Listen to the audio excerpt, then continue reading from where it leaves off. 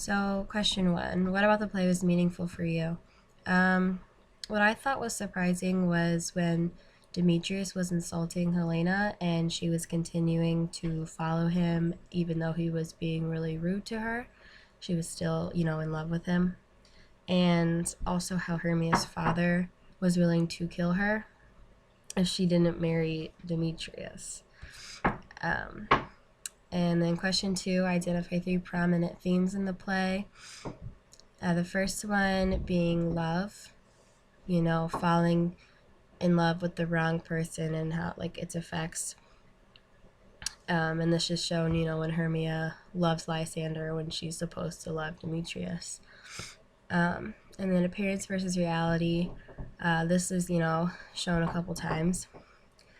When all the characters are falling asleep and then they wake up and they talk about all these dreams that they have.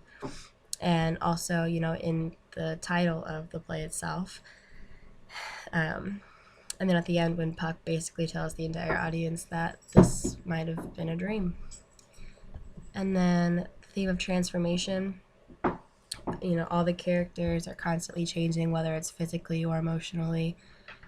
Physically, when Puck uses magic to turn Bottom into the head of a donkey. And then emotionally, how all the characters are, falling in and out of love with each other. Question three, what's the role of theater performance? What function do you think the play within the play serves? I think the play within the play relates back to what's actually happening. Although in that play, Pyramus and Thisbe have a tragic ending, the married couples do not, so that's the difference, I guess. And it shows that these new couples need to cherish each other and love each other because, what's true love is true love. And question four, compare and contrast gender depiction.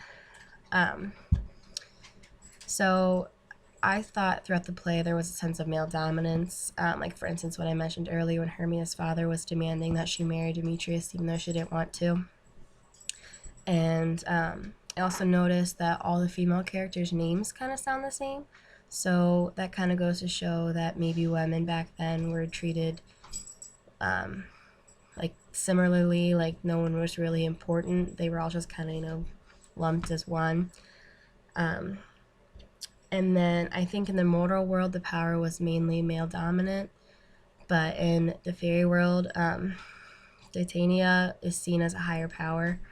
So I think maybe in the fairy world it's a little more equal in that sense.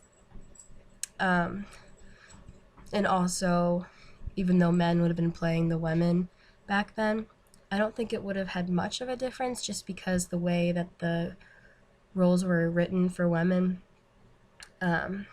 they still would have seen women, I guess, if that makes sense, because they were looked down upon a little bit.